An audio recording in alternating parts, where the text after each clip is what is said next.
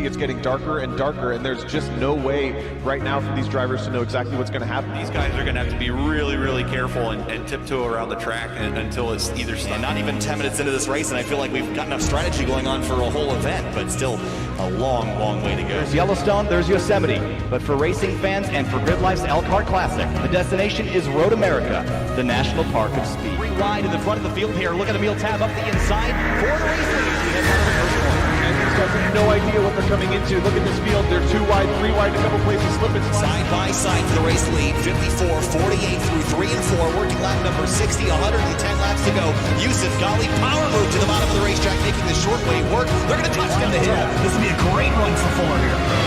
Yeah, typically ran off the track in the final quarter of that lap 4 to get a massive. Here he comes. Does he have a look? Oh, big block here by Sanfilippo. Into the grass goes Ben Fuller toward turn 1, and Sanfilippo hangs on. He's loose. No! And he crashes hard in the exit of turn number 2. Don't try him here, boys. They're going to do it. Gritsko backs out. They touch. They're going to crash. Gritsko going to slam the attenuator hard into the wall, and Sarah Testa hits him as well. And big damage on these cars. That's huge. Number 4, people are struggling for grip, going out of every single lane, trying to then run. It's getting really insane. Powered by AWS for the Intercontinental GT Challenge, powered by Pirelli at the Indianapolis 8-hour. We are 7 hours and 18 minutes into this 8-hour event. John Miller way deep on the brakes to the inside of turn number 1 and 2. The spin, the 3 car gets turned around in front of the car. James Houghton looking for a place to go, but he's got Austin Cobb to the inside. A bit of a gap behind. I think that's about 15 or 16 spot as they come out of turn 3. Big slide. Off with this. Getting a run. He's got it. Going to be a drag racing line. Final corner. Checkered flag waving. Here they come. At Virginia National Raceway. To the line. Thompson, Darling, door to door. Banging doors. Fender to fender. I can't believe what we just saw.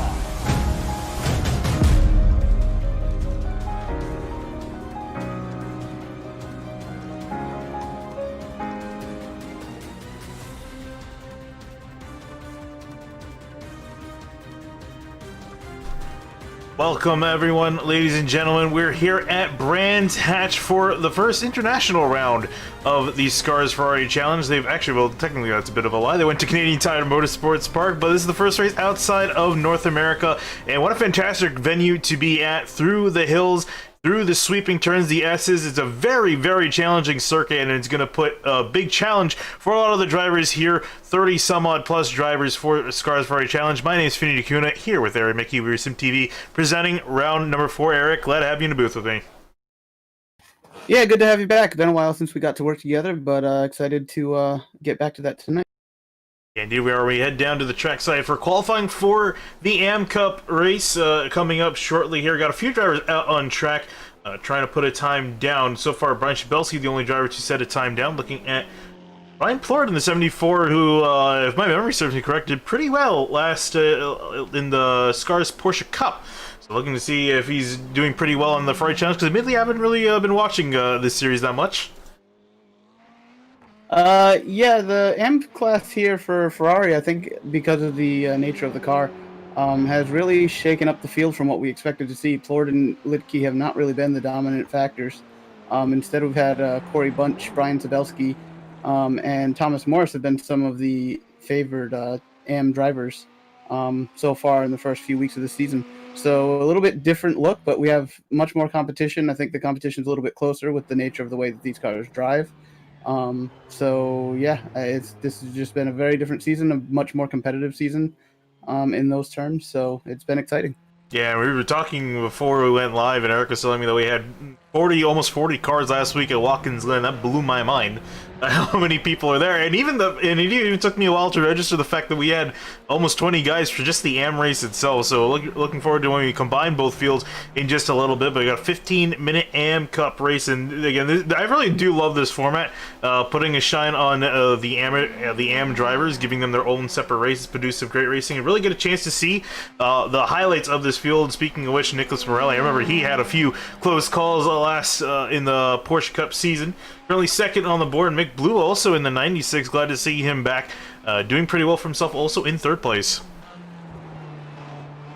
Yeah, and I've just been informed that there was an issue either setting up the session or in some other way, that instead of the typical 4 laps of qualifying, they have only 1 lap in this 10-minute session. I was wondering why we were only seeing guys do one lap and stop, so that would explain it.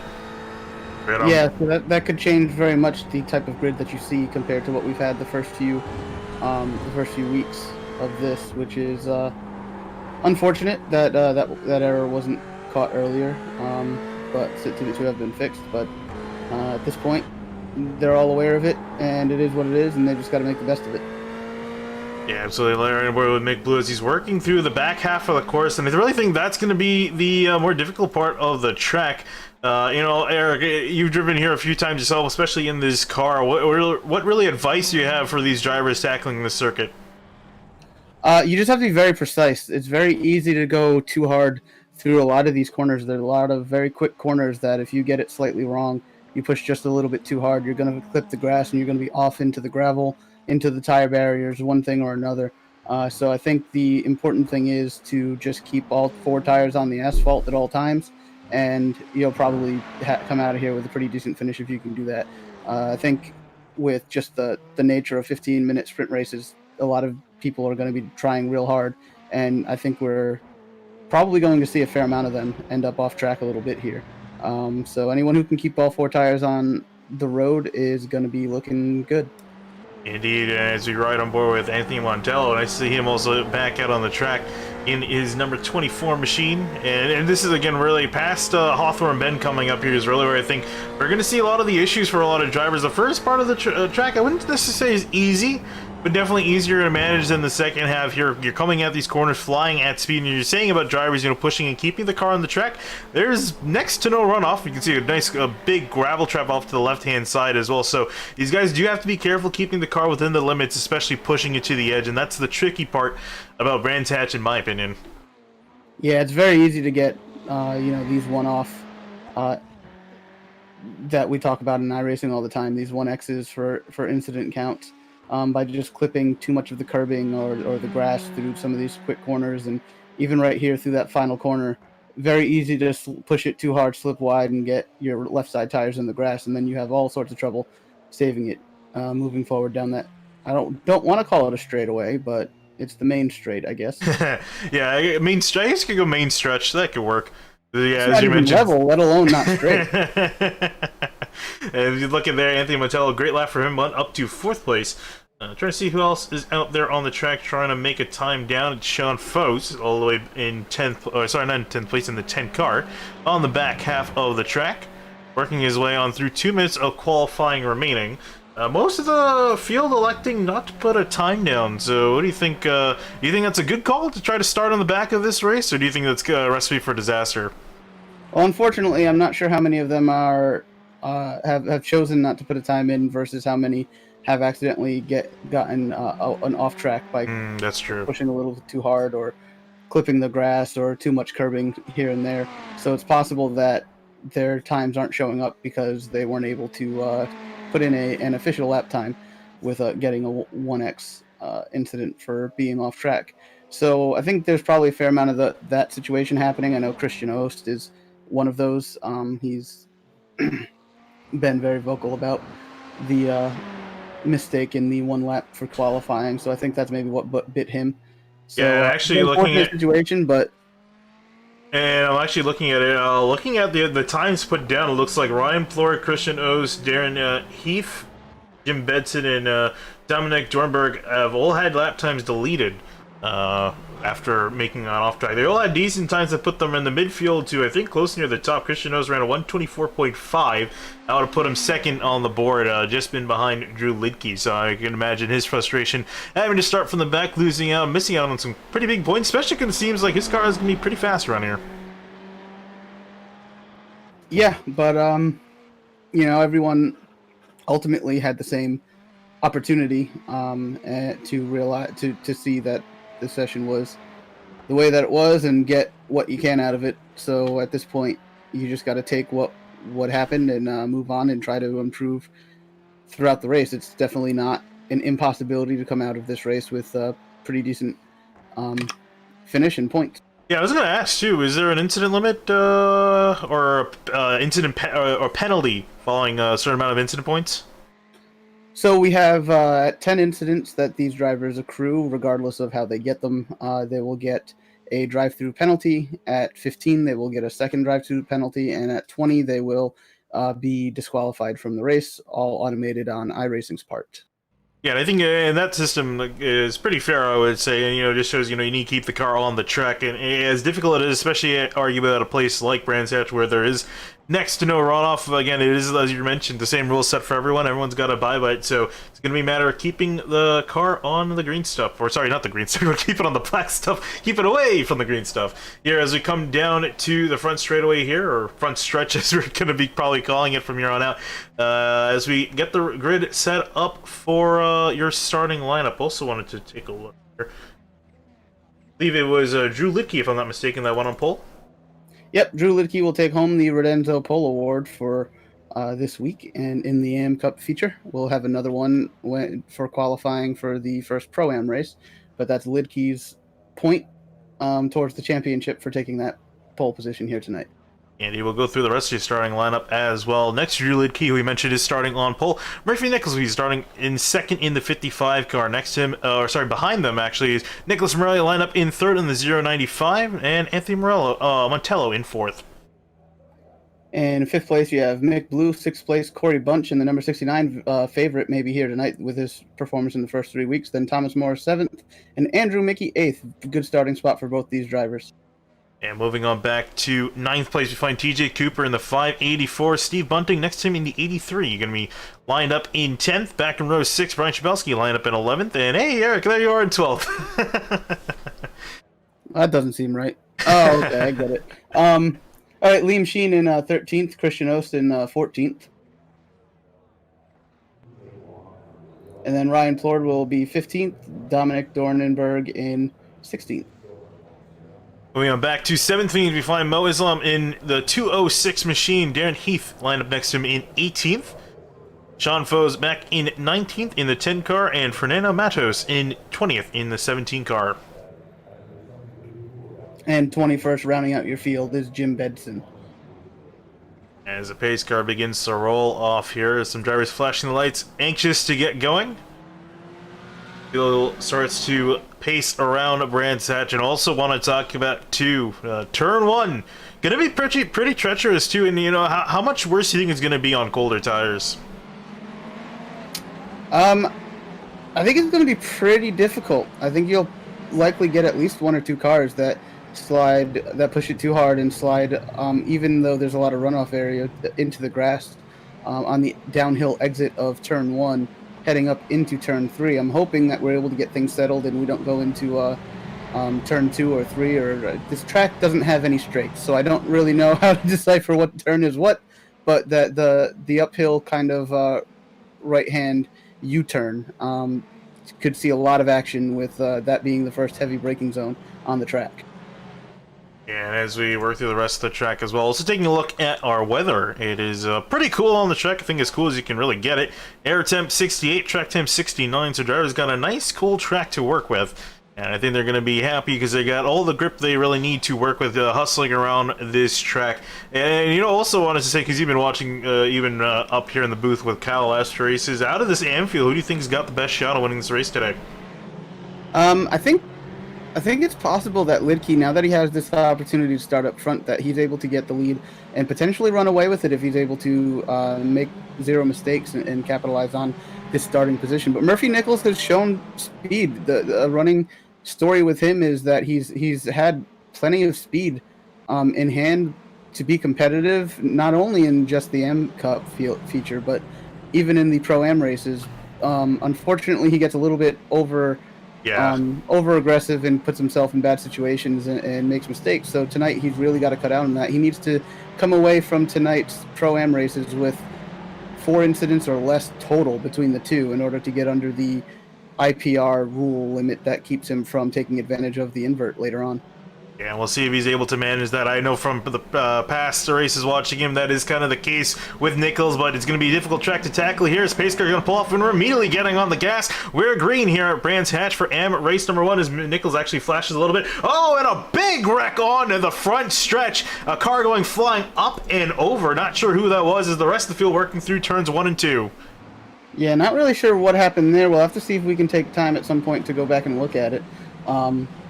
Really weird part of the track, especially on the start, to have an incident. But as we see, Lidke pulls out to the lead over Morelli and then Murphy. Murphy Nichols in third place, Anthony Montello now in fifth. Yeah, and actually trying to fight here. Here comes Mick Blue trying to look up the inside as they head onto the back part of the track. Through the forest they will go. Mick Blue a little bit sideways though, again dealing with cold tires. He's going to lose one spot, maybe two, as you see Corey Bunch in the blue and black car trying to make a move here out the inside through Hawthorne Bend.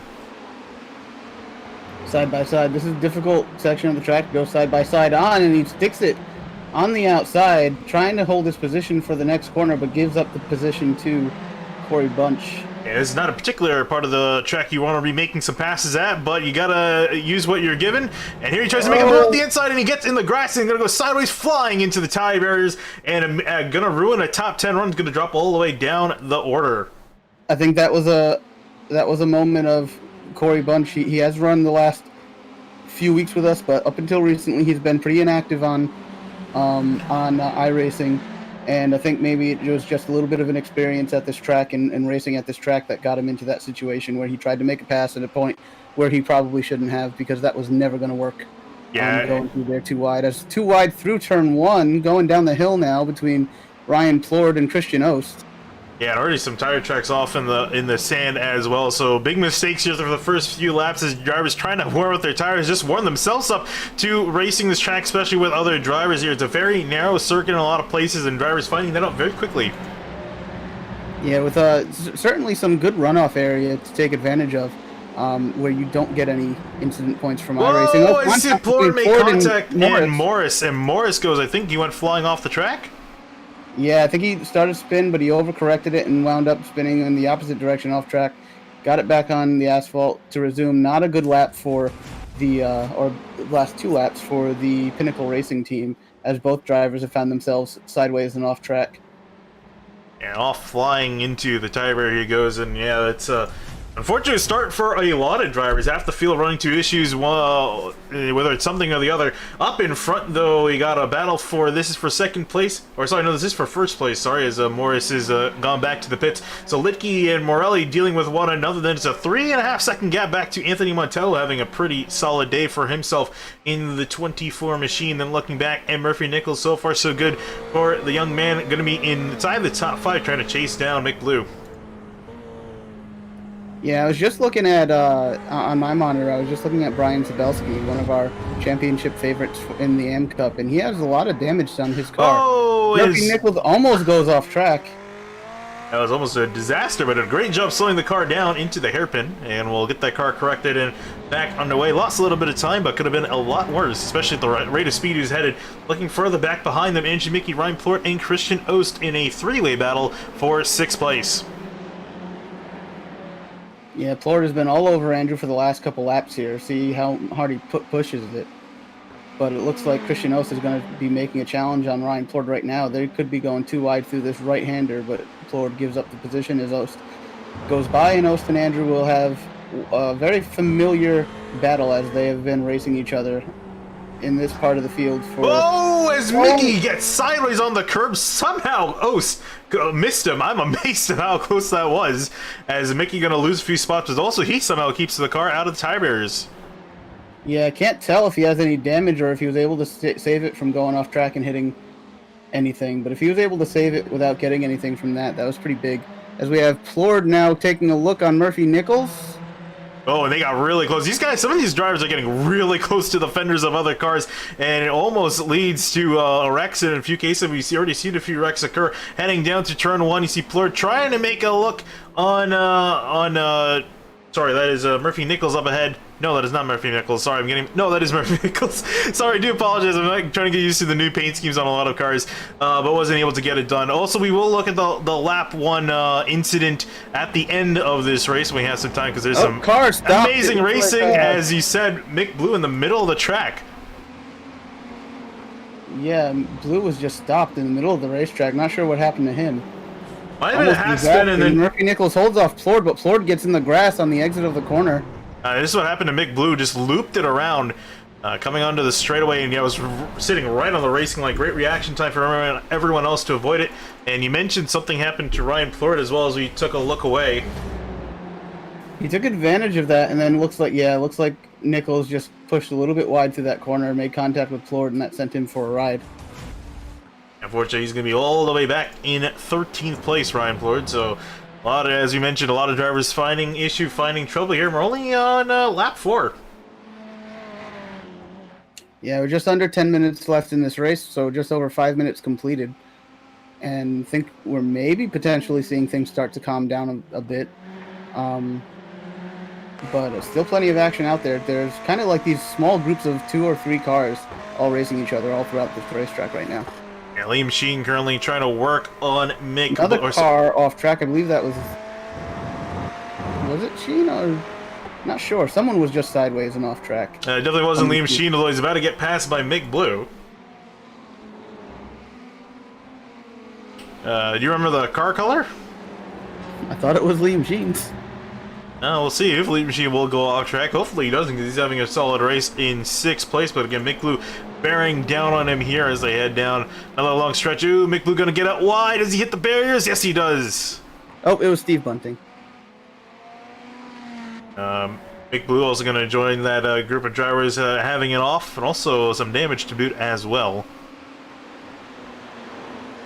Car doesn't look too bad. I thought he got a lot more damage from that, but you can barely tell. You can see the floor is a bit messed up on the right side, but could have been a lot worse.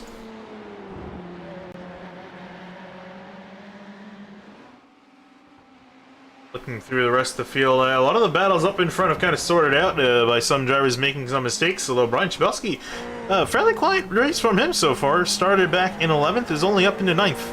Are you a bit surprised with this?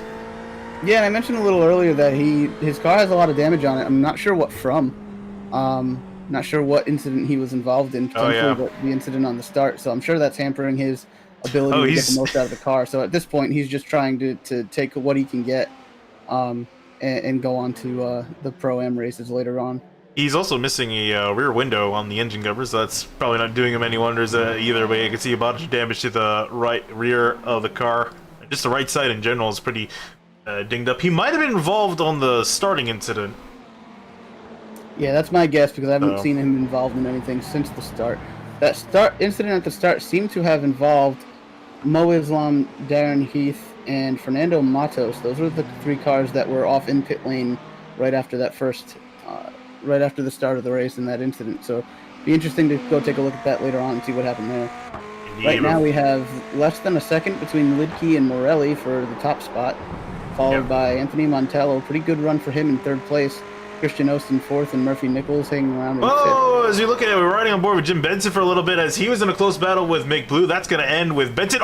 Spun around and absolutely punted into the air that was Brian Chabelski that hit him, and Chabelski going to pick up more damage, and Benson, his car, absolutely destroyed. I look on board with Mick Blue. This is what happened. Just caught grass on entry, and around he went. Then for Chabelski, take a quick look at what he saw. This is right ahead of Chabelski here, entering the corner. You see the car spun around, and nowhere to really go, because that's right where you get shot out of that corner, and bam. Yeah, I mean, thankfully for Chabelski, at least, he's been able to continue, but just more damage on his car. He's going to be limping this thing to the end. Up at the front, Morelli has closed down the gap to less than 3/10. Lidke was opening up that gap just about a lap ago, and now Morelli has come back at him. These are 2 drivers we were used to seeing race each other for position a lot in Porsche Cup and previous Ferrari Challenge seasons, so this should be a good battle between these 2 with just over 5.5 minutes left in the race. Yeah, I'm not sure if it was a mistake from Lidke or Morelli just putting in a fast lap. Might have been a combination of both, but he brought down the gap half a second over the last lap, and you can see he's right, as you mentioned, all over the rear of Lidke. So this is the battle for the lead in AM Cup here. I thought it was going to kind of dissipate as Lidke was pulling out, but Morelli going to give him a run for his money here with just about 5 minutes remaining here into the final corner. Such a hard corner to make a pass, but it's an easy one to try to set one up for a crossover to get on the inside going turn 1. Morelli just a little bit too far back and not a good enough corner to make that happen this time around. But now he's going to work on trying to get a run to see if he can get the momentum to get underneath Lidke in the next right-hand U-turn up here. And here's the thing, you know, you always talk about, you know, waiting for the last lap pass. Not that there's a whole lot of draft involved at a circuit like this, but you think Morelli might wait till the last lap to make the pass so there's less chance of getting passed by, or do you think it's in his best interest to just push now? I think it's best interest to take the shot when he gets it, and I think that's exactly what he will do. We're seeing back in the pack for third place, Montello's been caught by Murphy Nichols. Liam Sheen not too far behind that. So we got multiple battles for these top positions going on right now. And here's that battle you were just talking about. Murphy Nichols having a really solid race for himself up inside the top 5, chasing down Anthony Montello just ahead. As the battles start to close in here with just about 4 minutes remaining, we're looking at just about 3 to 4 laps. 3 laps to go next time they cross the line. Looks to be 3 laps once they get back to the start-finish line. Morelli still hounding Lidke. Seems to be very good through this section of the track where he's able to get right up on Lidke's, right under his wing, really. This is the part of the track where there's not really great passing opportunities. They come around the last final corner here, heading towards turn 1 once again. Yeah, we know for a fact that Druids is a very popular passing opportunity for a lot of drivers here, but it's tough to get a good run out of turn 1 and then for a short shoot then up into Druids, the hairpin right here. Nichols hasn't, or sorry, Morelli hasn't quite been as good as Lidke. Lidke seems to keep his distance pretty well through these first set of corners, and Morelli seems to be better on the back part of the course. Yeah, and that's where the lack of passing opportunities are, is where Morelli seems to have the edge over Lidke. Oh, something he got up on the curbing there. That's going to hurt him a little bit through there. Montello had something happen to him. I noticed he dropped back to 7th place, and this is why he was running in 4th, just ahead of Murphy Nichols. You can see right there in behind in the red and gray car. Gets some grass on entry into turn 1 and does a drift. We're in England, my friend, not in Tokyo, but he goes flying off the track, keeps it off the barrier. I do think there was a small bit of contact between him and Liam Sheen as Sheen tried to come through, so that could hurt Liam Sheen's chances to potentially make an attack on Nichols before this race is over. Also, Liam Sheen, just want to mention him too. Pretty solid day from 13th to 5th, probably one of the biggest movers in the field. So good job on him. We'll see if he can bring it home. He's only got to really make it around a few more circuits. Unfortunately, these guys don't have the luxury of limping it around because Lidke's been dealing with Morelli the last 5 or 6 minutes.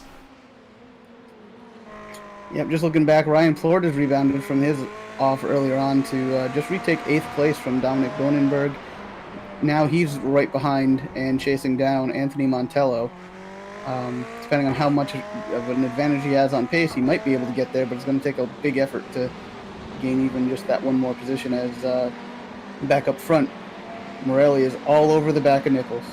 Sorry about that, the back of Lidke. Yeah, I'm curious where he's going to make this move, because he seems to be gaining enough, but we always say catching is one thing, passing is another. Especially at, again, a tight circuit like Brands Hatch. So I'm really curious where Morelli's going to do, if he's even going to force the issue. You know, I'm trying to take a look here where he is, how is he doing in the points. And, you know, if it's worth trying to risk, you know, potentially making contact with 121 for this race win. Yeah, I don't think that's what you want to do. Morelli did take a Pro-Am victory in one of the previous weeks, so he is doing pretty well in points, both probably in overall and the M Cup. So I think right now, a second place in the M Cup feature is not too bad if he can come away with it. So you don't want to throw it away just trying to get another win here. There we go through the final corner here. White flag in the air for these drivers as they approach the start-finish line. Morelli, the closest he's ever been. There you see Lidke trying to take a defensive line into turn 1. Morelli going to try to swing around the outside. This is going to be exactly what he needs for a run up to Druids. Here we go. Great run out of turn 1. Nowhere to quite go. Going to finally throw it up the inside into the hairpin they go. Plenty of room given between the two of them. Lidke's going to try to come back on the outside. Didn't quite have the line he needed to have, but he's still there enough to try to take the inside. He can't do it. Morelli takes the spot cleanly and starts to drive away. Fantastic move by the 095 Nicholas Morelli there. Waited to the last lap, got it done. Now just has to make it home in one piece. There is a lap car up ahead. He's got to hope that he catches the lap car in the right part of the track, because again, there's not a whole lot of passing opportunities, even for lap traffic, around this section of track. Through Hawthorne Bend they go. But a fantastic job, Morelli. A very clean pass. A lot of respect between these two, and we'll see if, again, he just has to make it back in one piece, and he will get victory to his name. Is this his first victory of the season, or? I think this will be his first Am Cup victory, but he did take a victory in Pro-Am race 1 or 2 in the one of the previous races, I believe. All right, well, go off of that. He's going to catch the lap car here, potentially into Clark, but I don't think it's going to matter a whole lot here. He's going to be more than willing to sit in behind, because out of the final corner he will come. He will take his first Am Cup victory of the season here at Brands Hatch. Great job done by Morelli, and also a great fight put up by Lidke. Made him get his money's worth. Unfortunately, got to settle for the second spot of the podium. The last spot will go to Christian Osis. He comes flying across the line. Good finish for him. Murphy Nichols also another solid drive up into 4th place for the 55 machine. Mick Blue gonna come back in 6th.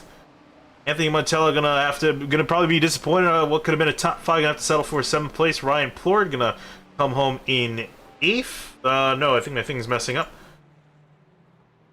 I think Liam Sheen got 7th, or it's changing as they come across the line. I think I'll pull up the results page here. My timing has Liam Sheen 7th, Ryan Plord 8th, Dominic Dornenberg 9th, Brian Sabelski 10th, and Andrew Mickey 11th.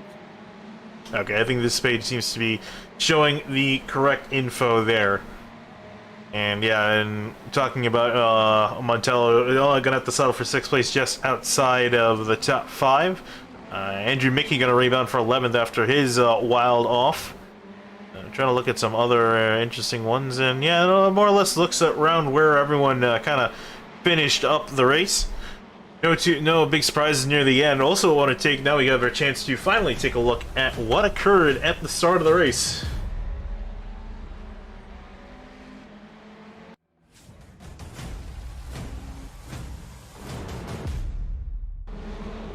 I was trying to see, I think it was I saw a pink car go flying in the air. Too far. There we go. I think this is a good place to start at. Here we go. I think we're looking for, I want to say that was not Matos. Oh, here we go. I think Darren Heath is the car we want to be looking at. I think he was the one that decided to join NASA's space program here as he hit a car. Up and over he went. Yeah, but who was that around up ahead? Oh, was that? No, that wasn't him. No, is this the car coming through right now on the replay? The white and red car? No, the one you're following right now. Ah, that's T.J. Cooper. Yeah, not sure what happened there, because Cooper just kind of lost it. Oh, he caught the grass as he was coming to the line. That's a bit embarrassing, as that's essentially what caused that. Because as you mentioned too, it is really unusual to see a wreck near the start without guys hitting each other. That's usually... Yeah, there wasn't any checkup or anything like that, so I was really confused as to how that even happened. But here we are seeing it just really just offline, not really paying attention, and gets his tires on the grass and nowhere to go for Heath. I mean, everyone pulls out of the way and you just see a car directly stopped ahead of you without any chance to react to it. So unfortunate for the 3 cars that got caught up in that mistake by Cooper, but hopefully they'll be able to rebound better in the next 2 races coming up. Yeah, indeed. And with that, we're going to take a little bit of a break here. We'll get set up into the next session for the combined Pro-Am races, Race 1 and Race 2, coming up shortly. And I'm really looking forward to this because we saw some really entertaining racing here in the Am Cup race. I'm sure there's definitely more to come, so don't go anywhere. We'll be right back.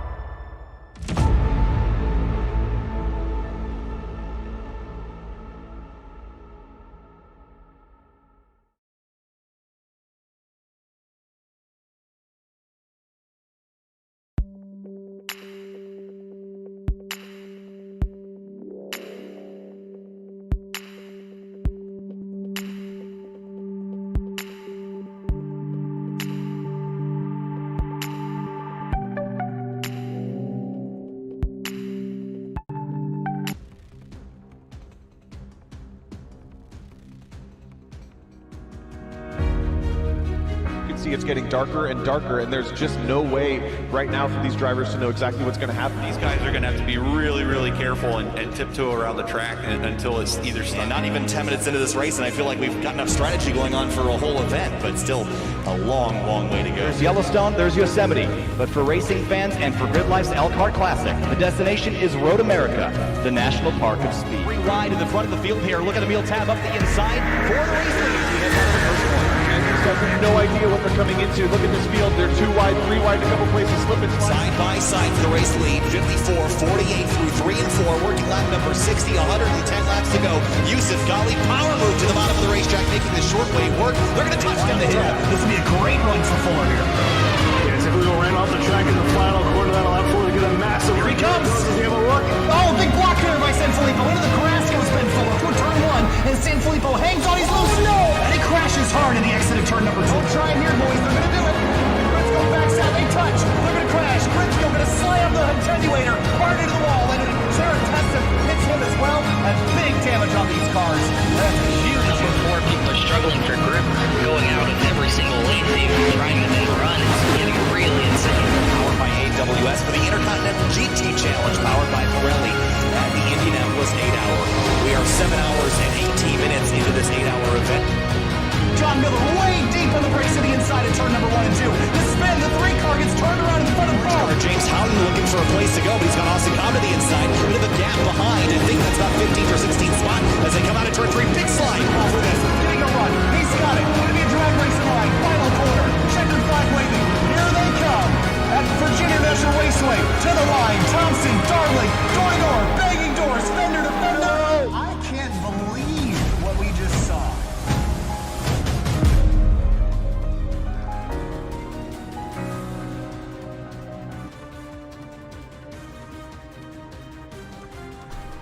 Welcome back live here at Brands Hatch for the first of 2 Pro-Am races coming up in just a little bit. We have qualifying underway at the moment, and after some fantastic action from the M Cup race, looking forward to seeing who's going to be up near the front, duking out here through the hills as they come to the checkered flag. And my name is Peter Kuna here with Eric Mickey, and we still got, as I mentioned, we saw some fantastic races racing earlier on. But now that we got the pro field involved as well, who do you think has really got a shot at taking the win? Maybe in one, maybe both races. Well, I think let's see who's here and let's take a look at practice results. It does not look like James Walker is here.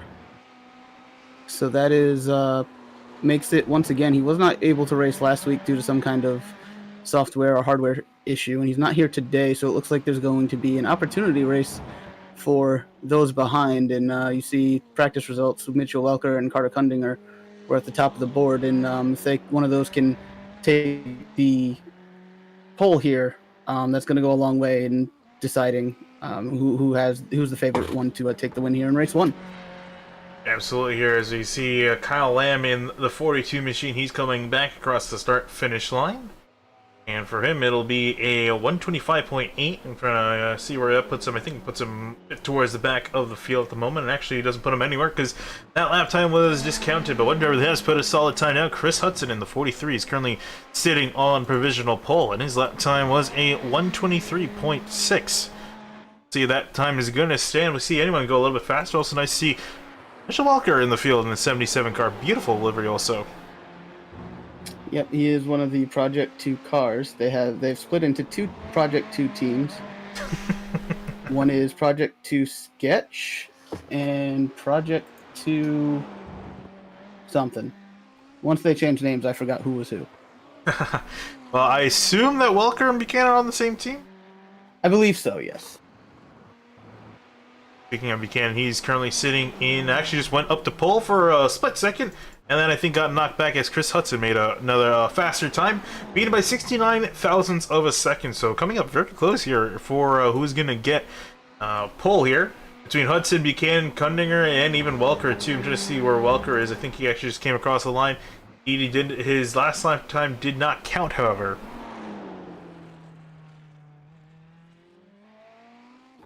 So, to clarify, Mitchell Welker and Zachary Buchanan are both on Project 2 Blueprint Racing, and Kyle Lamb and Sean Undercuffler are on Project 2 Sketch Racing.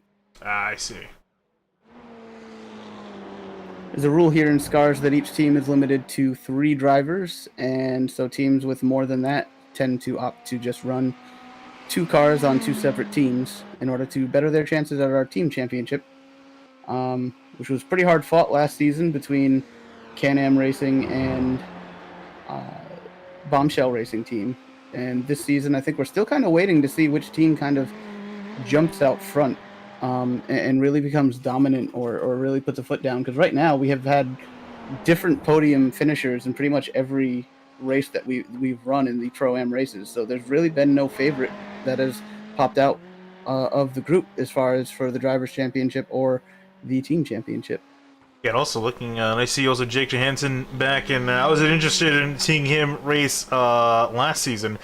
Very, or sorry, I'm not sure if he was in Porsche Cup, but in Ferrari Challenge, he was a fairly quick driver. He was always near the front of the field, looking to be same story here in this season of Ferrari Challenge. Is currently sitting inside the top 5. I think just got passed by Welker, who put in a slightly faster time, 123.7 for the 77 car. Buchanan has also been able to eke ahead of Chris Hudson, and Carter Cundinger has also found himself in the mix. And if I'm not mistaken, Carter Cundinger is the points leader coming into this race. Yes, he is. He's got a few points lead over James Walker, who once again is not here. Zachary Buchanan 3rd, Kurt Crum in 4th, and Bryce Calusa, who has really shown himself to be more competitive than we've seen him throughout the Porsche Cup season that we just had. And from what I understand, typically an oval specialist, but and struggles on the road courses in the stock car side of things. But definitely this season has earned his way from the AM category up to Pro, and really making a statement as he is sitting 5th in the championship right now. Yeah, and you can see on the number board he's listed 30th. We have 31 cars here for SCRS Ferrari Challenge here at Brands Hatch. A very, very big field indeed. And you're talking about, ironically, you're saying that he's been struggling in the stock cars. He's actually been doing really well. I think he's won both of the last 2 stock car races in the Outsiders Racing League. At Indianapolis and at Motorsports. He's been on a tear when they've been heading to road courses, and they actually have a road course coming up on their schedule at Road Atlanta in the Cup cars on Saturday. I think I should be taking part in that race as well, but I definitely expect to see him near the front. He's been killing it on the road course side of things there, and he's been doing pretty well, as you mentioned here so far. Interested in seeing what lap time he's going to put in here as he works through the final few corners. Yeah, just over 2 minutes remaining in this session. Zachary Buchanan is on the top of the board with Carter Cundinger 2nd. They've both completed their 4 laps. Chris Hudson is sitting 3rd, Drew Lidke 4th, and Mitch Welker 5th. A couple of those drivers have only completed 3 laps, but they're all off track right now. Oh, Calusa looks like he was just went off track and into the wall. Yeah, I think he figured he was done with his lap, qualifying effort at least. Only 22nd fastest is going to be the number 5 machine. Also looking at Murphy Nichols, really solid AM contender here.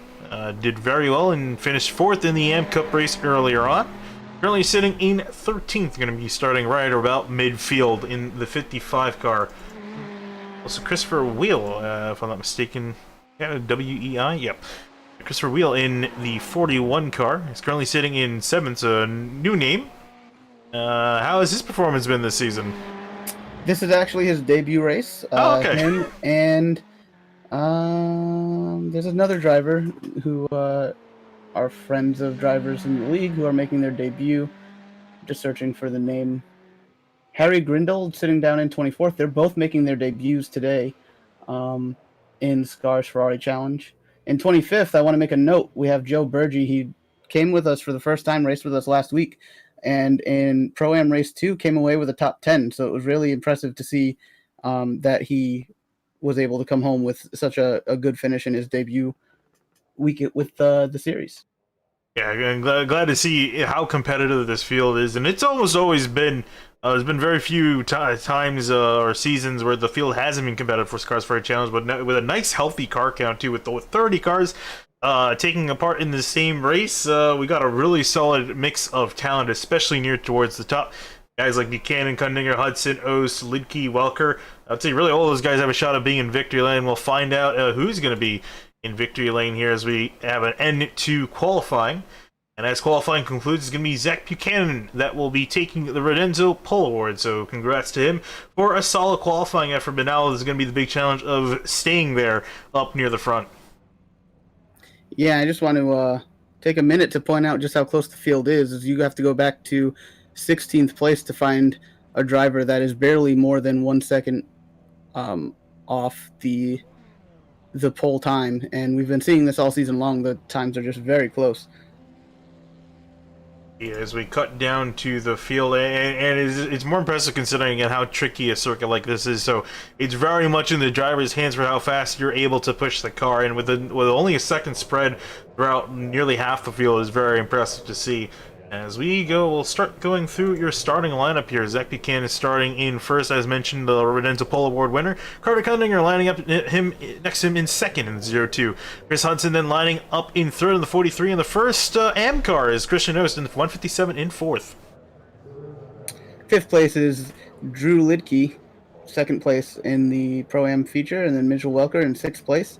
A little worse than I think starting position than I think he wanted. Christopher Whale making his debut, as we just mentioned, is in seventh. Kyle Lamb is in eighth. And we can find Jake Johansson in ninth in the 06. Colin Daner also didn't mention him in the 78 in 10th place. Nicholas Morelli in the 095 in 11th, with Ryan Plord lining up next to him in 12th. 13th, we'll have Murphy Nichols and Corey Bunch in 14th. Both of them are trying to have better races than they have had in these Pro-Am races. And Mick Blue is in 15th, and Isaac Snyder starting in 16th. Ryan Chelsea going to be lining up in 17th in the 12 machine. Dominic Dornberg going to be lining up in 18th position.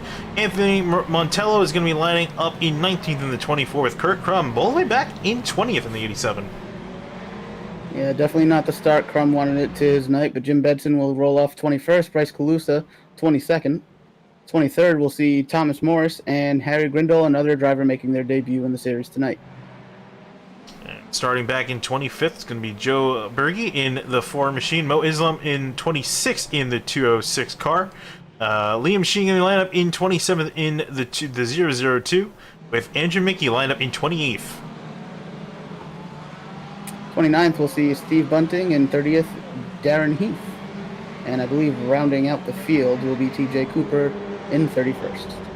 It's a long way back at a track like this for TJ Cooper. You can see all the Ferrari machines up ahead of him that he's going to have to try to get through to get a decent finishing position. I'm sure he's going to be licking his chops at, especially trying to redeem himself after what happened in the start of the M Cup race. I'm sure he's going to keep himself nice in the middle of the track to avoid any mishap. And that's a thing too, you know, with almost double the amount of cars we had in the AM Cup race. Can we expect more chaos to occur on lap 1? I think it's quite possible. Obviously, we hope that that's not the case, but there's just a lot that can go wrong with the awkwardness of the way turn 1 is, and how the cars, especially on these fresh, cold tires, may want to slide around a bit as we come around the final bend here to come to the green flag pace cars on pit road. And here they go. Here they come flying out of the final corner. Getting on the gas is Zach Buchanan as we go green for Pro-Am race number 1.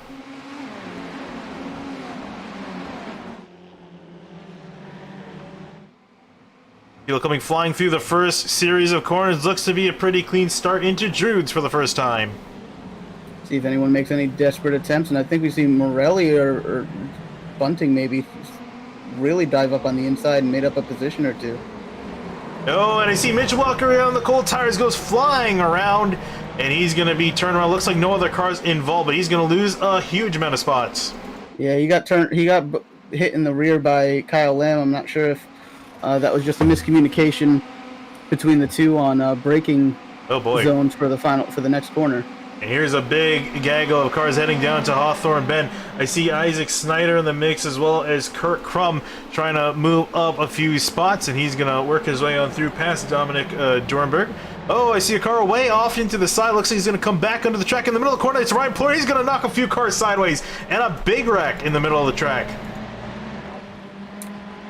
Yeah, not really sure what happened there, if Plord had control of the car or if it just had gotten away from him and he couldn't really keep himself from going out. But it looks like he took out both of the pro category. Oh, and Nicholas Morelli as well. He's had some issues here. This is another very tricky corner. And it looks like he's going to drop all the way back from 11th to 29th place. We'll take a look at some of these incidents later on in the race as we come back up to the top of the order as Zach Buchanan and the rest of the field have completed lap number 1. He's trying to break away from Carter Cundinger. He's chasing him down. Then Chris Hudson, Christian Ost, and Lidke, your top 5. Yeah, see, things settled down towards the front. I think everybody now is just starting to try to figure out how they can make up ground on the car ahead as the drivers in the midfield are still head-to-head battling. And also taking a look here at Christopher Wheel again, as you mentioned, debut drive for the number 41. And how about that? You know, to have your first start in the series and already be inside the top 10, I think it's a really solid accomplishment. He's got Jake Johansson right in behind in the black machine, trying to get the pass done. Yeah, really difficult to find your way through in this section of the racetrack. Very narrow, very fast corners, not very many heavy braking zones. Even that right-hander, that wide right-hander, not a very heavy braking zone getting into that in these GT3 cars. Oh, and I see a car off. I think wall. that's Kyle Lamb in the 42. Indeed it is. He's going to go flying into the tire barrier, hit pretty hard, and going to have damage to his machine after having a solid run. Going to be dropping slowly down the order. Let's see if we can get a look at what happened to him. This is a very tricky complex of corners right here. Come flying through that curve, and many drivers, I've seen many different types of cars, clip the grass, and you just no way you can save the car. Yeah, I can't say that I haven't done that about 1,000 times here in the races that I've done. Very unfortunate misjudgment on his part. Trying to look further down the order. Bryce Calusa, he's moved up quite a few spots. Started back in 22nd, all the way up into 16th at the moment. He's got a few more cars up ahead. There you see Jim Benson in the car he's trying to fight with. He tries to get a power out of the corner of Jude's. Almost clips him, but got to sit in behind. Just had a fairly interesting accident up ahead. We saw Mo Islam went off track off turn 1, but so did Joe Burgee. Take a look at that. Here's Mo Islam right ahead. And then follow Burgee as he rejoins. A lot of people just missed the corner. It's like someone put oil down into that corner. You can see all the tire marks. Oh, and Burgee hitting the wall very hard as well. Fortunate for him. Gonna drop him all the way back. I mean, he was already pretty much near the field, but damage to that Ferrari.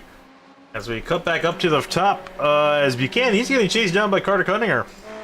Yeah, these two drivers are very competitive with each other, very close in speed, and so I think that we're going to see potentially the same kind of race we saw in the Am Cup feature between Lidke and Morelli. They're going to be with each other the whole way, and I think the later it gets in the race, the more chances Carter's going to have to take to potentially come away with the victory and get around Buchanan. Also wanted to just take a quick look because we didn't while we were on the pace lab, just taking a look at the weather. Nice and cool, same as it was pretty much in the Am Cup race. 67 in the air, 68 on the track, so drivers with a lot of grip to work with. And also as we've talked about our top two, you don't have to look too far back to find Chris Hudson in the 43 machine. And then right in behind him is Christian O. So all these guys remaining pretty much where they started. Not a lot of change amongst the top 4. Now, if you go back to 13th place, there is just an absolute gaggle of a group of cars. Oh yeah, there you see Calusa. He looks like he's finally got past Jim Benson heading through Hawthorne Bend. Got the spot move himself up into 14th. As you mentioned, right ahead of them, Murphy Nichols, Anthony Montello, they're starting to duke it out, the Am cars amongst themselves. But Nichols didn't quite get a good enough run, as now he's starting to fall prey to Calusa, who's been eating his way through the field. Yeah, this group of cars was just a few minutes ago, side by side, 2 rows deep. So this fight is not over. They're kind of been a little bit all over the place. I think some mistakes are playing a role, as you see. Oh yeah, speaking Murphy of which, get a little bit loose, opening up the door for Bryce Calusa to come by and gain that position. As we mentioned a couple of times, Murphy is really under really his own self-scrutiny as far as making mistakes and things of that nature, as far as getting his incident limit under that IPR score so that he can take advantage of the invert that we'll have. The top 18 positions of this race will be inverted for the start of race 2, and that's very important when you're in this format of a race to be able to take advantage of that. Yeah, and I think really looking at Murphy Nichols' race, I think it's very much akin to, in some ways, I might get some flack for saying this, but it's very much, it reminds me of 2016 Max Verstappen, even 2017 for that matter too. Very fast, a lot of talent, but just makes too many mistakes that hinder his performance. But it definitely is a lot of talent under with Nichols. I think more time he gets in this car, especially with a series dedicated to it, I think he'll definitely start to come alive. But currently sitting back in 13th, 14th, having a decent day. We saw this talent emerge in the AM Cup race. Just needs to put it here with the pros, which is really where a lot of it's going to matter, especially in the standings overall. As we look back up to the front, it looks like Christian knows he's lost touch with the leaders. Not sure if he just had a really poor lap, lost almost 2-3 seconds. Yeah, and I should point out, I know you have not really followed the series too closely since this season started, that the points system has changed a bit. So top 10 finishing positions is more crucial now, particularly for AM drivers in this in these Pro-Am races. As once you get to 5th to 18th place, every driver from there on back gets only 1 point. Oh, wow. And so when you get to the top 10, the points that you can gain by finishing in the top 10 are just extremely important. And we've seen huge swings from drivers who are able to eke out a top 5 or top 10 in these Pro-Am races, as opposed to finishing towards the back as far as the as far as the AM Driver Championship is concerned. So it's very important for those guys to perform well here when they get the opportunity to. Riding on board with Chris Hudson, chasing out Carter Kundinger. Kundinger has been losing some time too. Buchanan been falling to the clutches of the 43 machine. He's been catching up to him slowly but surely, and it looks more and more like Buchanan's gonna be walking away with this race so long as he doesn't make any mistakes, with just about 6 minutes remaining. But Hudson now trying to close the door here for the second spot on the podium. We'll see if he can get it done. Ooh, Kundinger went out really wide in turn 1, almost clipped some of the grass. He was going to clip some of the sand on the sand trap on exit of turn 1. So he's looking like he's starting to get make more mistakes, Kundinger. Yeah, and you should note these two were on the same team just last season, but things have shaken up over there, and Carter Kundinger has moved over to AOD Racing. They're sitting second in the championship, with Can-Am Racing sitting 4th. So they're no longer in the mode of that we saw a lot last season, where they were working with each other very closely on track. Now they really have to compete because they are straight up competitors in terms of the team championship. Yeah, and try to etch your way up ahead. We'll cut through another battle starting to brew. Colin Dana, another really solid talent in Ferrari machine. Another very young driver as well, younger than me, which is considered pretty young. I'm only 22. So Dana working pretty well inside the top 5. Had a few standout performances in the Porsche Cup Series. And looking to be doing much the same here with the top 5, trying to chase down Christian Ost for 4th. Interestingly enough, he has not shown, and not that he has been disappointing in any way, shape, or form, but some of the pace that he showed in the Porsche Cup Series was extremely impressive and put everybody kind of on notice of just exactly how fast he was capable of being. But so far this season, he hasn't been able to have that same success. Not really sure if it's down to a pure pace issue with coming to grips with this GT3 car, or if it was just a matter of just not getting the right qualifying laps in for these first 3 weeks heading into tonight, or what the case is. So this top 5 run right now that he's going, and potentially a 4th place, is pretty big for his season chances.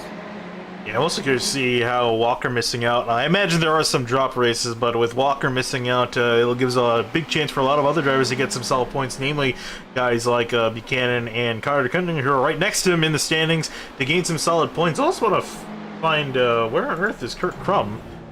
I see him, he's pretty high up in the standings in 4th, but he's on the track, though. He's all the way back in 25th, so he's having a miserable race. Yeah, he and teammate Isaac Snyder, who just recently joined the Bombshell team here in SCRS, they both were taken out in that incident with Ryan Plord when he was off track and came across the surface. Both of them were victims of that incident, so now they're both just hopefully trying to claw their way back up to an 18th spot or so they can get the advantage of the invert, but that's going to be a long haul, considering where they're running right now.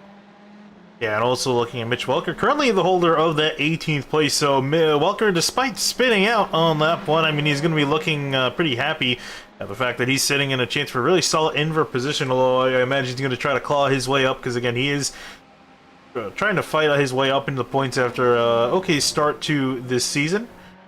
And trying to make his way... Oh, I heard some contact down in Druids. I think 2 cars involved indeed. Oh, it was Murphy, Nichols, and Montello. What on earth happened to these 2 guys?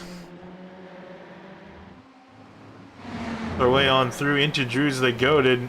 Oh, Nichols just absolutely took out Montello. Very unfortunate. Definitely not something Nichols needed tonight. Looks like it was just a complete misjudgment of the braking zone of that corner. So probably be some discussions to be had between the 2 of them. Yeah, and you're talking about that he was also, has been gaining quite a few incident points. This is not going to be doing any favors for him.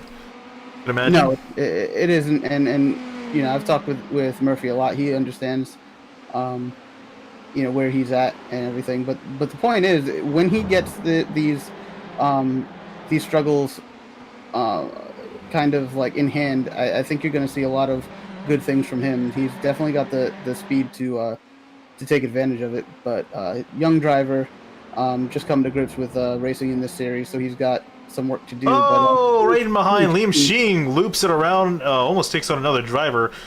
This is a very awkward part of the track to be, because you can tell by the rubber marks that that's where he's right in the lane where you switch over, and it looks like he's actually just gonna pull it off.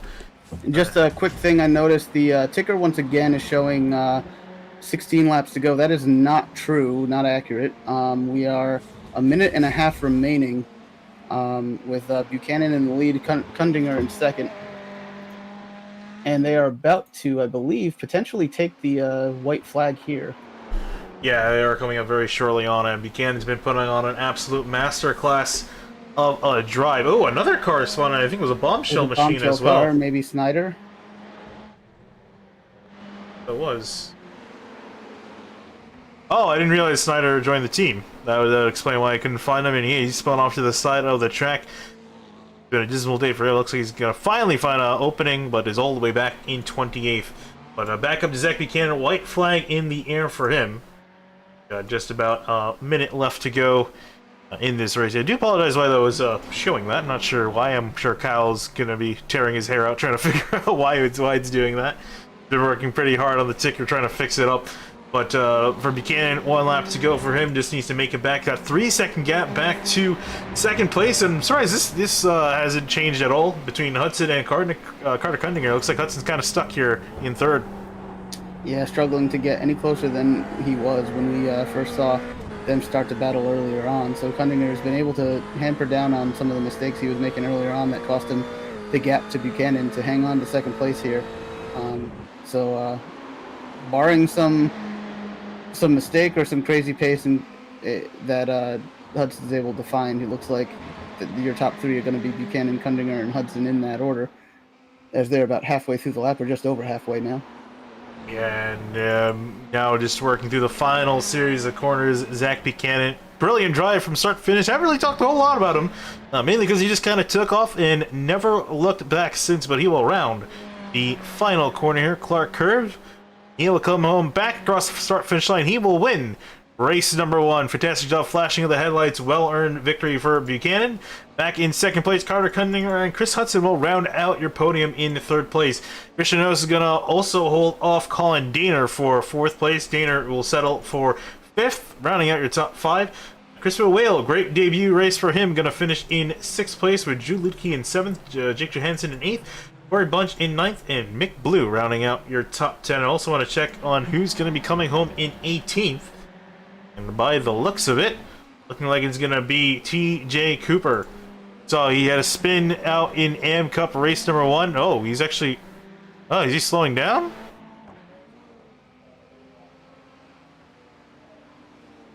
Not sure what's going on here. Not really sure. Did he get passed also? Oh, I think... Really? Morelli got by him right before the line, it looks like. Oh. Aren't they part of the same team? It's possible. If I'm not mistaken, I feel like they're both part of Attrition Racing. Yeah, I believe they are. So I'm not sure if I'm not sure. It also is possible he got a slowdown if he had cut one of the previous corners, and so he had to give that up before coming to the finish line. Yeah, it could be, but either way, it's actually going to be Morelli that'll be taking home that 18th spot, so he's going to be starting on pole for race number 2. We're also going to take this moment just to rest, take a little bit of a break. We'll be back in around 5 minutes' time for the gridding for race number 2.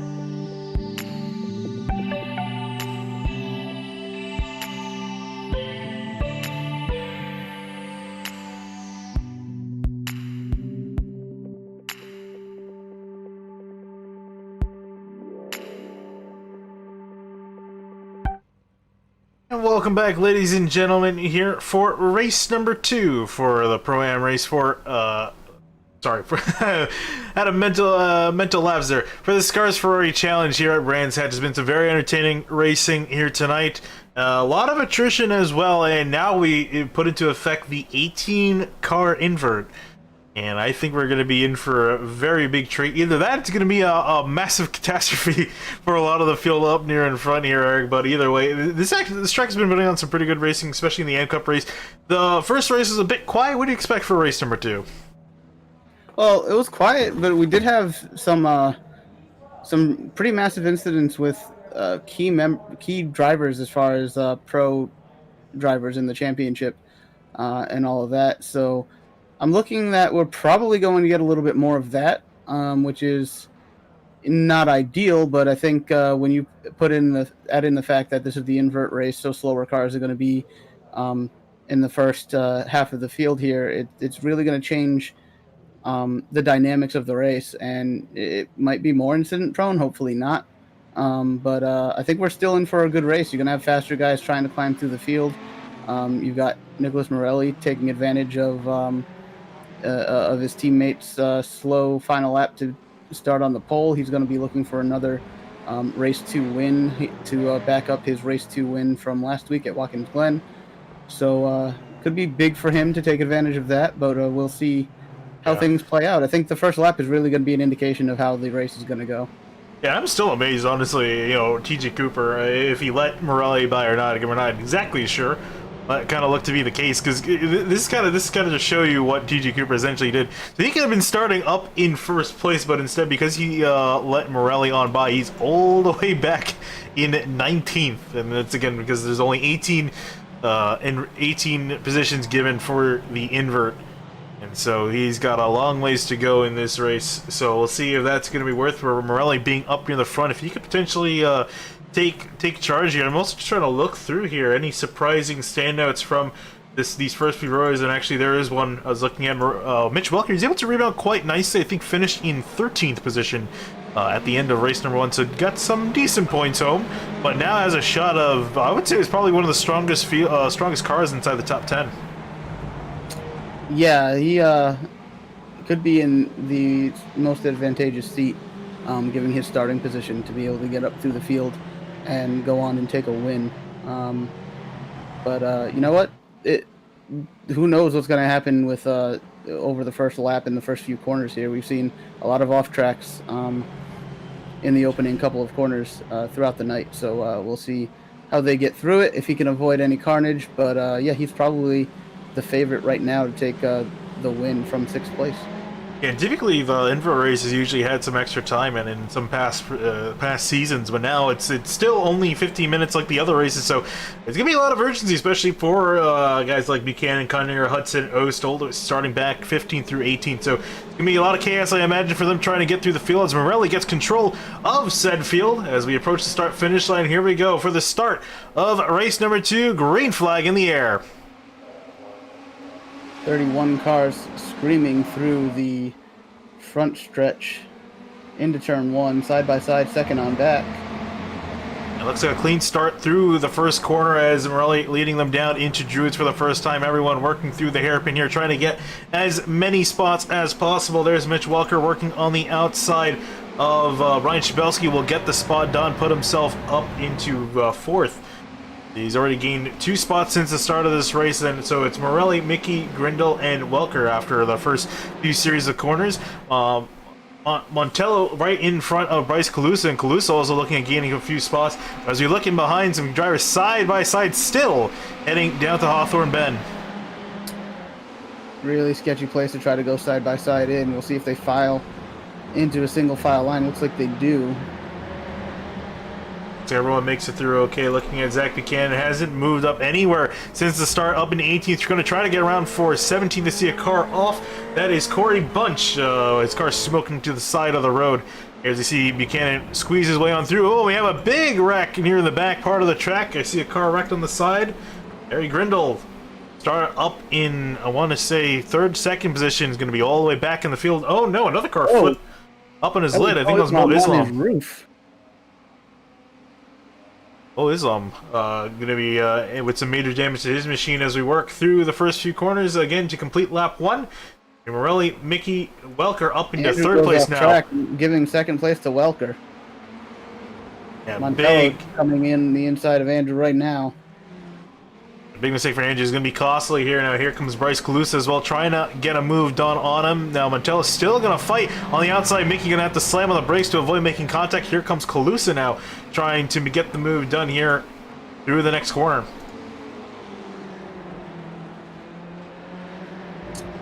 Yeah, I think you're seeing some of that pace difference show through. As we talked about Calusa being really impressive in this car so far. Andrew struggling a little bit in the AM field, but was able to restart up front thanks to the invert. And now he's just trying to do what he can to hold off for a decent finish. And he did have a really good finish last week. I believe he finished 4th or 5th in race 2 at Watkins Glen. So he's trying to repeat that performance here. Yeah, we've seen Andrew in the past be very good at defending, so this is typically where his strengths are, just keeping guys in behind. And I think he'll definitely be more have some more favor here at a tight circuit like Brands Hatch. But for now, it looks like Lucy's going to get a pretty solid run, going to put himself alongside Mickey into Clark, and Calusa going to cut him off sharply as he gets past 4th position. Also in behind as well, you see Shabelski and Colin Daner trying to make a move. Yeah, if you ever want to know how it is to be trying to make a pass on Andrew Mickey, just go look up videos of NASCAR drivers talking about trying to get around Ryan Newman. Yeah, we've compared him many times in the past, at least Kyle has, to Andrew Mickey being the Ryan Newman of the series. That's definitely a compliment, also want to point out, too, as Colin Danner makes his way past into 6th place. Shabelski and Lidke teammates next to each other. Also, we just realized all the Can-Am cars are great this season. Yeah, livery change for the Can-Am cars. I missed the rainbow livery stuff that they had. Yeah, it's actually a little bit more difficult to tell which one they it's are a lot now. It's a lot difficult to tell. Even Sabelski has abandoned his orange look for this new green livery, which has been really thrown me off all season. And Mick Blue trying to work on Johansson as well for position. I also realized too that I don't think Mick Blue had the right paint scheme on my screen as Johansson goes off the track, almost comes flying back on it. Yeah, that big mistake is going to cost him, I think, almost 4 positions right there. Able to narrowly save the car and keep Carter Cundinger in behind. Oh, as one of the Can-Am drivers went off the track, it's Mick Blue. Oh, and he spins back in front and gets hit by Ryan Plord. I also see Kyle Lamb is now on pit road, so he must have had another issue. He was very upset about a mistake in the first race where he crashed after getting tires on the grass there. So unfortunate for him to have another bad result here, it looks like. Courtesy almost had a look at it. No, he was kind of... Oh my, okay. What? So we got a glimpse of that. Now you're going to see how that happened. Oh, got hit by one of the bombshell cars, got put in the middle of the road, and punted yet again. Yeah. Is that Joe Burgee who punted him, I believe? Yeah, I'm not sure. But, man, he definitely... I do know that he got some air. But looking back up in front, Morelli leading ahead of Welker by about 0.8 of a second. Welker, he's got some clean air to work with. He's the only car remaining up ahead. So we'll see if he can now try to close in on the gap. We'll sort of see what the lap time difference was last time through. You can see right there, 0.7 of a second between Welker and Morelli. That's what Welker made up.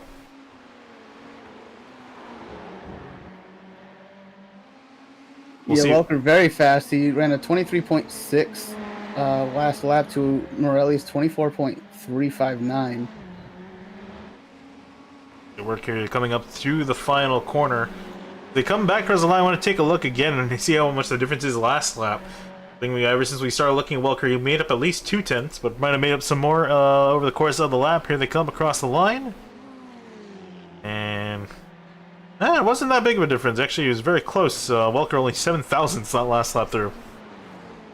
Yeah, that was a much closer lap time, so Morelli kind of showing a little bit of pace and saying to Welker it's not going to be that easy. Looking at another battle for position, Andrew Mickey and Drew Lidke sorting themselves out for 7th place. You'll see right behind Zach Buchanan. He's clawed his way up into 9th place with Christopher Whale in 10th and Christian Ost back in 11th. They've been making some solid progress to the field, you're saying? Oh, yeah, just pointing out, you see the progress Buchanan's been able to make, getting himself into the 9th position. Carter Kundinger, who finished 2nd in that last race, has only been able to get himself up to 12th. So that is a little bit more separation than I think Carter wanted between them this race through, as they are going to be battling head-to-head for that championship. You'll see Kirk Crum. It has not been his round here at Brands Hatch. Started all the way back in 20th. Just missed out on the invert. Missed it by 2 positions. I saw him clawing back in race 1, but wasn't quite able to get there by the end. He's up into 14th, but I think he's going to be definitely not looking back at this round fondly, especially in the midst of a title fight. Yeah, it'll be interesting to talk to him after the racing is done tonight and see what exactly happened. It's possible that he just did not have the time to prep for this race the way that he would have liked to, and that's why he's been...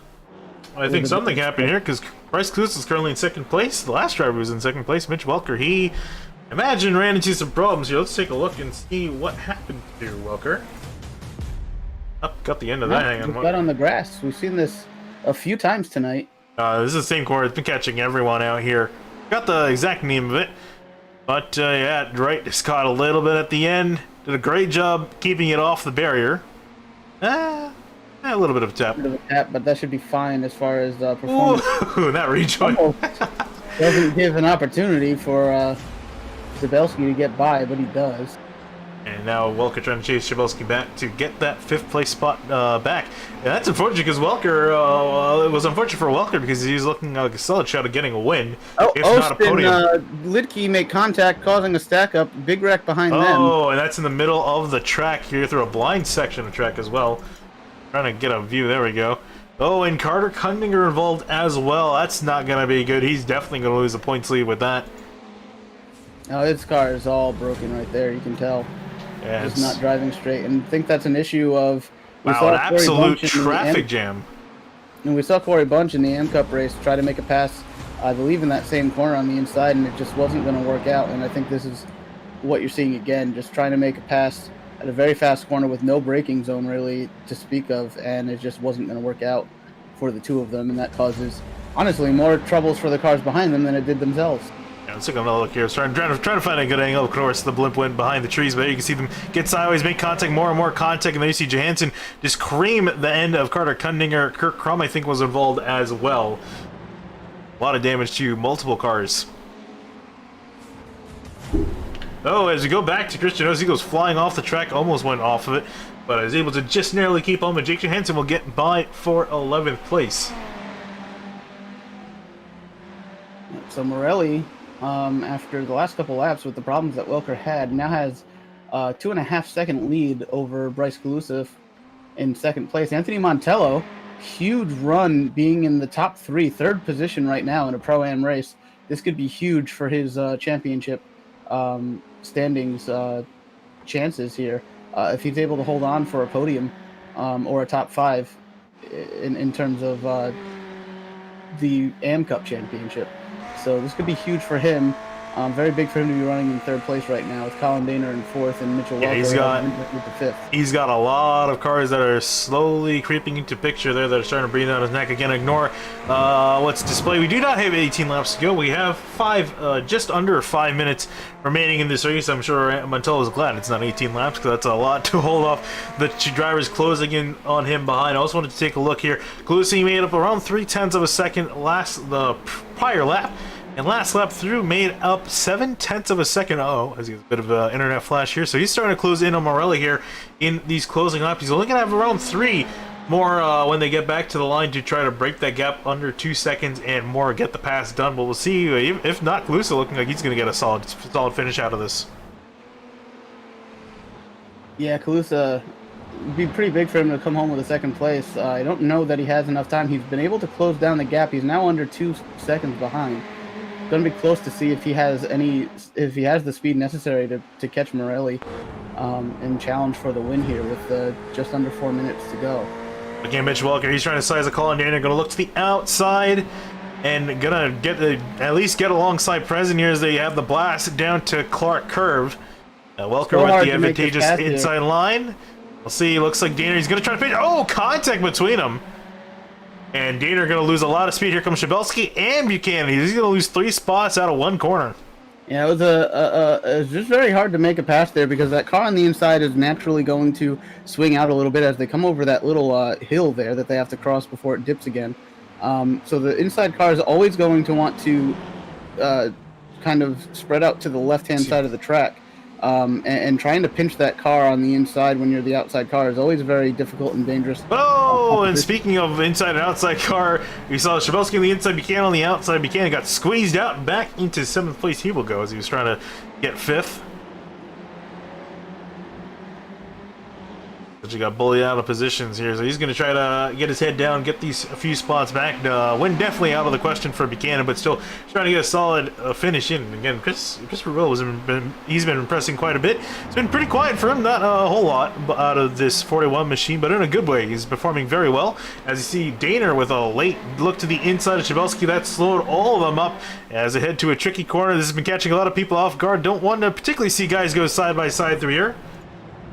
No, but Buchanan makes it stick. Oh no, as Dana makes a big mistake in front of the field, takes out Whale, who we were just saying was doing so well, and a few more of the other drivers are going to avoid and stay out of incident. Oh no, and as I say that, Mickey spins up ahead. Yeah, I think he just got a little bit wide after trying to avoid that and got himself on the grass and was just unable to hold on to it on the exit of that corner. What looked to be a few positions gained for him now has turned out to lose him even more. Here's what happened to Dana, first of all. Gets a little bit too much into the grass. Around he will go. You see everyone trying to avoid Whale.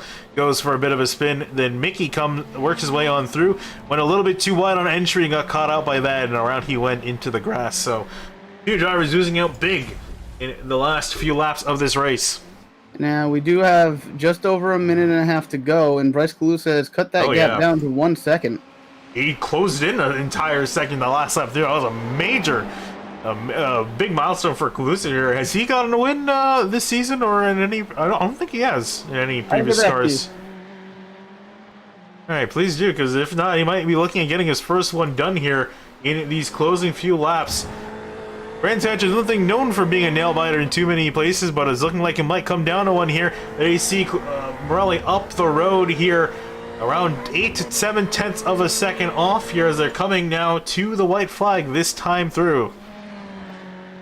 So we did see Calusa win an Am Cup feature race, and that's part of his performance that got him promoted to the pro level. So he has not won a race at the pro level in this Ferrari Challenge season, but he's definitely had the speed to do it. And if he can somehow find that pace he had about a lap ago, he might have a shot at here. We've already seen one last lap pass here tonight in the Am Cup feature, so we might be in for that again if Calusa can really close the gap in this next section of the racetrack. I think he's going to be hoping that Morelli makes a big mistake at some point in the lap. That will give Calusa a big chance to try to game up here as they work on through the back half of the course. This is really where Calusa comes alive here, so he can make up some big time through these next few corners. Might have a shot to get to the bumper of the 095 Morelli. Here they go through Hawthorne Bend now. I think Calusa is just going to be a little bit too far back. He's going to have to rely on a mistake from Morelli.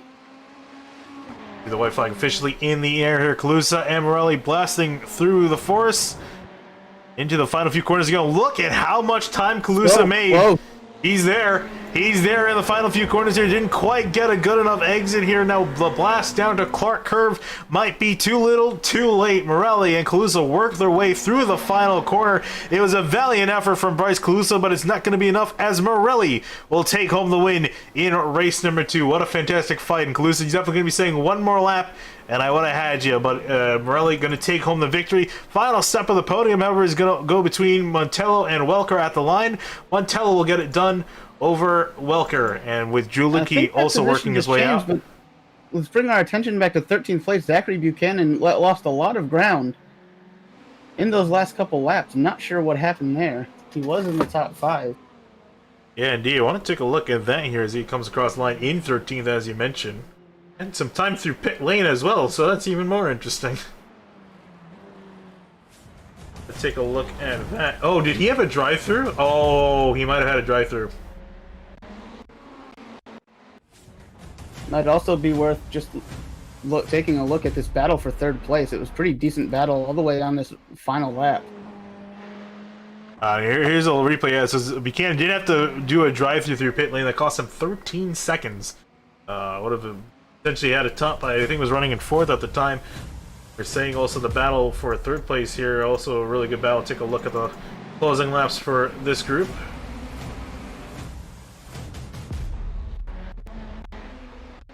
So if you look, They had a really good battle. Here we go. yeah, if you look out of here, I had remembered seeing on the last lap that Mitchell Welker was in 3rd place, and then was very surprised coming around the final corner with these two, and Montello was in the lead for that 3rd position. But they go through here side by side. AC Welker gets the spot done for just a second, but Montello gonna stick it up the inside. How about that? Great move to, just keep it in there. You could have easily just given up the spot, but gave Welker a run for his money here as they were coming through nose to tail on each other's bumpers. This is how you race cleanly and respectfully and hard for a podium position. Right on board here, and Welker, I think, was trying to have one last look here as they head through Clark Curve, but for him it wasn't enough. He's got to settle for 4th. It was a valiant effort, great drive by the 77, and Montello was a good rebound after his issues giving up his chance at the win. Unfortunately for his teammate Buchanan, seems the opposite happened, where he made his way up through the field and then last minute had to serve a penalty for incidents. Yeah, we'll be talking with him and a few others here as you see your finishing results come across the screen, so don't go anywhere. We'll be right back.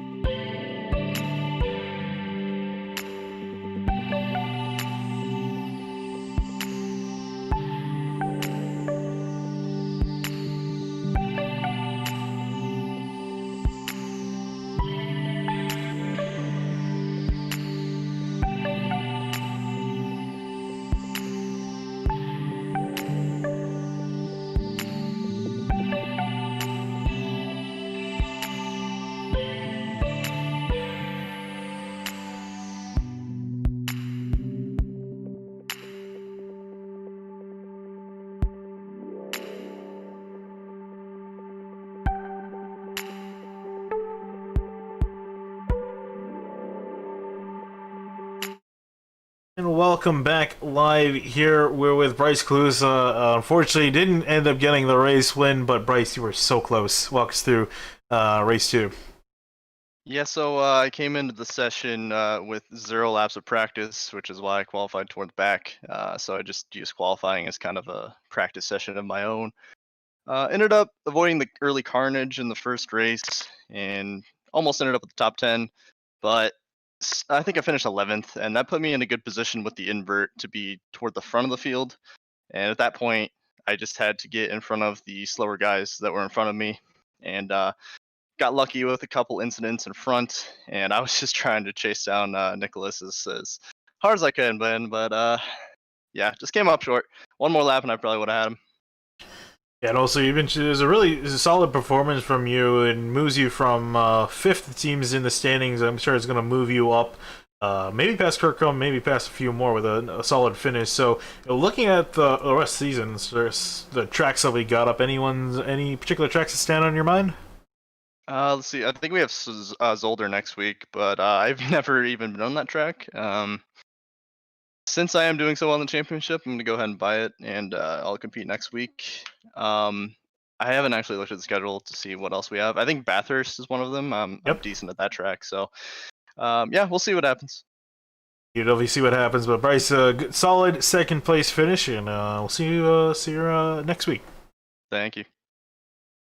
Moving on next, let's talk to Carter Kundinger. And Carter, unfortunately, race 2 did not quite go too well for you, finishing all the way back in 27th, especially amidst you leading the point standings.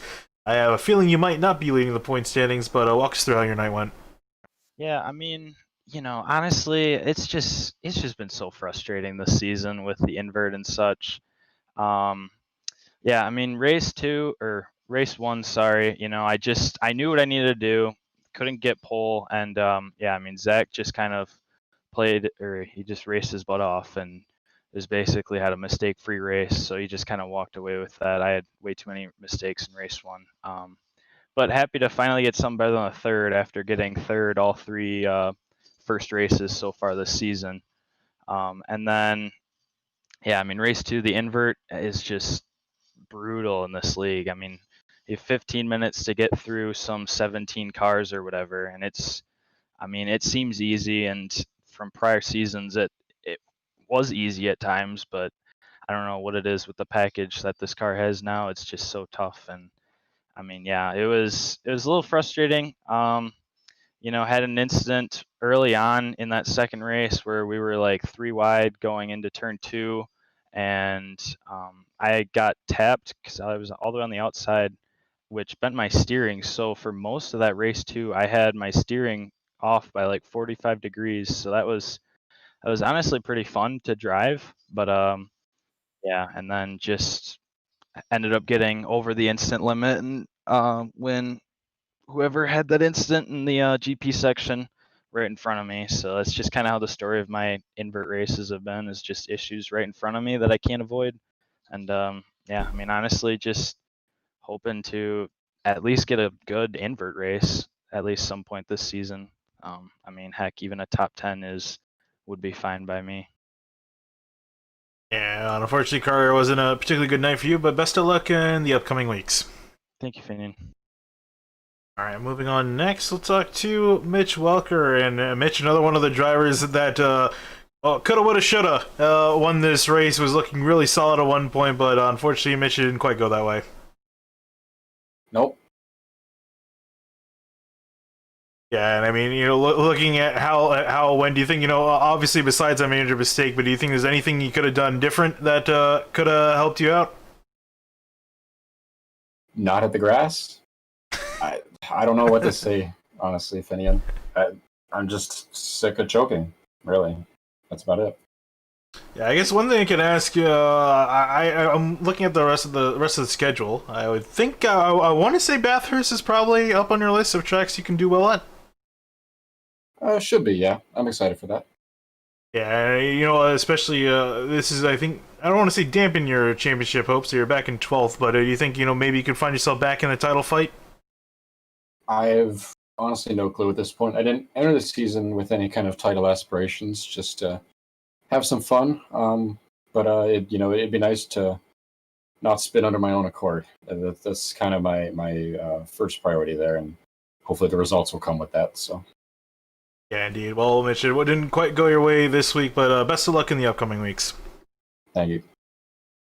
Moving next, we have we'll talk to Zach Buchanan. And Zach, really solid race 1 performance, obviously taking home the win. But what happened in race 2? Yeah, well, there's a rule in this series. If you got 10x, you have to serve a drive-through, and it's kind of frustrating because I started 18th and I got my way up to 5th, and honestly, I didn't make a mistake the whole time. So it's just kind of frustrating that I got demoted so many spots, so many points because of other people's BS. But other than that, I got to say, it was a good night for me. It definitely was. And, talk us through, what it's like to, compete with guys like James Welker, Kundinger, and Crumman, especially because this is the first time I think you've been competing here for, I'm trying to think, did you compete for the title in the Porsche Super Cup? I was just outside of the fight, really. Okay, so this is your first chance. This is your first time, though, I think, in Ferrari Challenge. So, what's it been like to wrestle this machine throughout the season so far? So far, it's been a lot of fun. I mean, some really fast guys in here. Carter was right behind me in the entirety of race 1, and he was making his progress through race 2. I don't know what happened to him, but there's a bunch of other guys too who are just driving as quick as they can. It's really tough, really tight competition. I'm excited to see how the rest of the season goes. You're looking I to just see. hope it goes a little better than race 2 did for me tonight.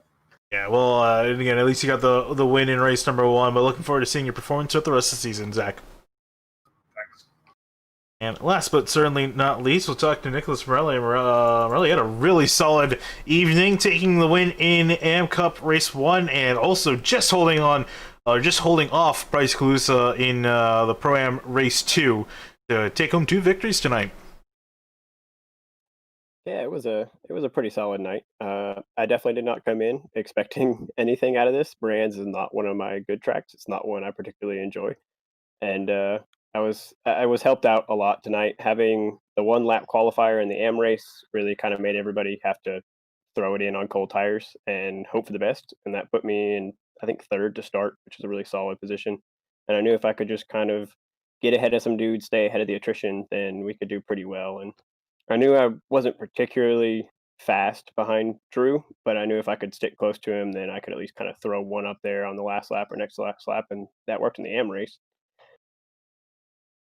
Race 2, that was race 2 was interesting. Race 1, Pro-Am was not great. It was just all about mistakes and then trying to find a way up to 18th spot for that invert pole, because it's so important in these invert races. There's so much battling that goes on in the midfield that it can be really hard to make up a lot of positions. So I knew, just like last week, if I can get an invert pole and I can just get a good jump and pull away, then I can fight with a couple of guys. I can defend 1 or 2 guys, and it eventually will work out. But trying to fight through the midfield, I knew that wasn't going to work. So I'm just really happy with my starting position and how everybody else raced me up at the front of the field, and really successful evening for what I expected not to be. So I can't complain. Yeah, I definitely don't think you can with 2 wins to your name coming at it tonight, Nicholas. So thanks for talking to us. Congrats on both your victories. Thank y'all. All right, and with that, I think they'll wrap up interviews here for the SCRS Ferrari Challenge. Some great racing. This is kind of been an understated track. I think most of the times you come here for Ferrari Challenges, put on some very entertaining stuff, and also some really close battles towards the end of races. Not sure what it is exactly, but it's been entertaining to watch here, Eric. Yeah, this was I don't know, I kind of felt like I was watching Bristol all night.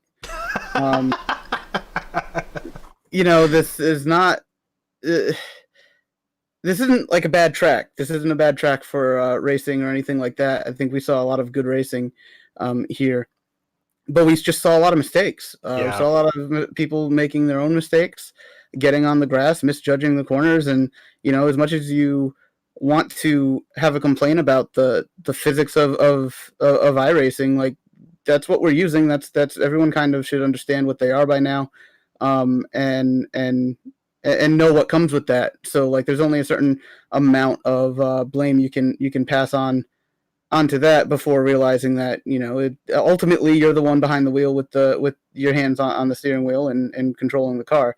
So I think there's a lot of mistakes that people made on their own, and a lot of mistakes that people made that harshly affected other drivers. There's a lot of incidents tonight, which is unfortunate. We never like to see that. And in terms of the invert, with some of the comments that were made about that, it is different this season. The competition, I think, has just been way more than we've been used to. The invert field has grown a couple spots from 16 to 18.